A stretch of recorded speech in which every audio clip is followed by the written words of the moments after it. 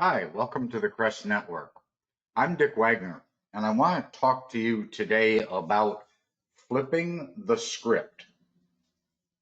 The goal is to throw your gatekeeper or all of those gatekeepers that you come in contact with, is to throw them off their game. The minute they're thrown off their game, it gives you a distinct advantage in getting past them to the people you need to talk with. It isn't any secret that 80% of sales are made by 20% of the salespeople. And the reason that this is because ultra high performers, those top salespeople, are really good at qualifying their prospects. It is extremely important that right out of the gate, you establish what prospects are legitimate, what prospects probably would be highly unlikely, and then what prospects you need to completely eliminate from your list. This graph on the screen shows, and although it isn't perfect numbers, it typically holds true that if you have 1,000 leads, you can shrink that number down by good qualifying down to about 100. In other words, 10% down to legitimate prospects.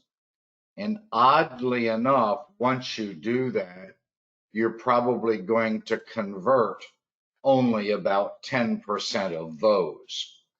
And for those of you that know me, I've been saying for years that if you have 250 insurance agents on your route list, it is very, very unlikely that you will ever get more than about 20 to 25 of them could ever send you any jobs or any leads. So once again, 25 or 250 usually pairs down to about 25. It's it's even less than that in the plumber scenario because with plumbers, they're looking for payola, they're looking for referral money, and that changes the dynamic significantly. So one of the ways, once you've narrowed down those prospects, by the way, it's really, really crucial that you identify your ideal client in writing. If you haven't qualified them, if you haven't spelled out who your ideal client is and then listed those clients that fall into that category, you're wasting a lot of time, a lot of marketing effort. We want to talk specifically now about those prospects that you have established that are qualified, but you're still going to run into the gatekeeper. The very, very best way to flip the script is when they say, hey, we're happy, everything's good, no, we're fine. Your response really ought to be awesome. If you are happy, then you shouldn't even think about changing. It's almost as if it's a reverse psychology concept. They expect you, when they say they're happy, they expect you, the salesperson, the marketer, to kind of lower your shoulders, put your tail between your legs, get all droopy and sad and disappointed, and come up with some stupid, cheesy response, which could even include, oh my gosh, I'll bet we could do even better than they're doing. That's the typical salesperson, and that's really lame. Respond, awesome. If you're happy, you shouldn't even think about changing. When they say they're busy, your response should be, yeah, I figured you would be. I know that this is a busy time for, and then you fill in. If you're calling on a hotel, you say hotel. If you're calling on a school, say a school. If you're calling on an insurance agent, say insurance agent. And it's kind of like this little graphic on the screen. You know, the crazy guy pushing the heavy load of stones with square wheels, and they say, no thanks, we're too busy. They're too busy to use round wheels. And that's really what your prospect is doing. They're saying they're too busy to find out something of real value to them that they could implement and or even make themselves more money or their life easier. Further, when they say, hey, yeah, just send me over or leave me some information, I'll review it and I'll get back to you.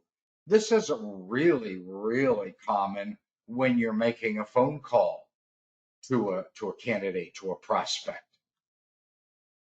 The best way to throw a monkey wrench into their argument or their roadblock or their gate is to respond, yes, sure. Tell me specifically what you're looking for.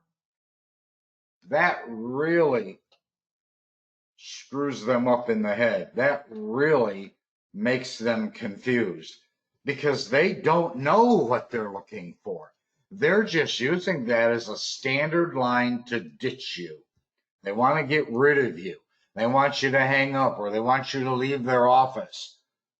And if they don't have the immediate answer of specifically what they're looking for, and 99 out of 100 won't, then ask them, this is your perfect opportunity to ask them one or two easy qualifying questions to clarify additional information, which will in turn help you qualify them even more. And that will tell you whether you should leave them on the A list, move them to the B list, or move them from the C list to the B list. When they say, you know, I'm just not interested, your response should be something like this. Yeah, that makes sense. Most people aren't. And I didn't add here, but I wished I had. That makes sense. Most people aren't initially. That leaves your prospect wondering. That leaves your prospect realizing, oh my gosh, you've presented this information to others, and initially some others said they're not interested, but obviously some of them were, because he said initially many of them weren't interested. So these are just examples, and I used the 4 or 5 that are the most common roadblocks or the most common objections that a gatekeeper will utilize either on the phone or in person. Many sales reps don't even see that their prospects' requests to get information, to receive materials, for example, is a deliberate roadblock. The fact is that new and insecure salespeople will respond, oh, sure, yeah, I'll send it over right away, without even clarifying what they're specifically interested in. And sadly, those same salespeople put a check mark beside that client and they're thinking, oh, yeah, they're interested. I got them. They're on the hook. Now all I got to do is use my incredible sales expertise and then reel them in. That's not going to happen, folks. When they tell you, send me some info and I'll review it and get back to you, 999 out of 1,000 people that tell you that are not going to review, and most certainly are never going to get back with you. The goal for the typical salesperson is to avoid those words that typical salespeople use. Too often, the typical salesperson says, I understand. When they respond, they're too busy or they're not interested. They respond, I understand. The fact is, I understand is a very disrespectful and a terrible 2 words. And why it's a terrible 2 words is because it demonstrates zero empathy. It also tells them you're really not even listening to them. It tells that person you don't even care. It's kind of like the coffee mug that says, they said I had no empathy, and I told them I don't really care. That's really what this is saying. The goal is to avoid any words that make you sound like a typical salesperson. When they say they're not interested, when they say they're too busy, when they say they don't really need your stuff, the typical salesperson might come back and say, well, look, this is only going to take a few minutes.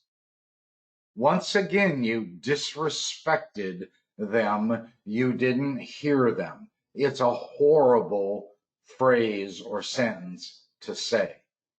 And sadly, it's what almost every typical salesman would say. They try to be a bulldozer and just keep right on chugging along, pushing everything and everybody ahead of the bulldozer.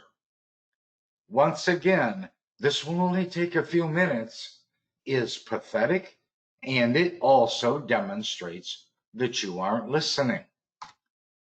Lastly, in your attempt to avoid words that salespeople typically use, I'm not talking about the ultra high sales performers. I'm talking about the everyday, average, or less than average salespeople.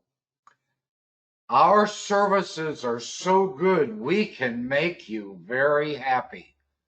You might expect a salesman when they're told, no, we're good. We're happy. Everything's cool. We're very satisfied with our current service provider. That salesman thinks that he can one up the competition by saying our services are so good, we know we can make you very happy. It's really pathetic. Once again, it's bulldozing them with crap. They're expecting you to give them some bogus sales line, and in this case, you just did. You proved to them that you are the typical overbearing, obnoxious salesperson. Please don't be a typical overbearing, obnoxious salesperson or a marketer. There are 2 reasons why the gatekeeper would ask you a question.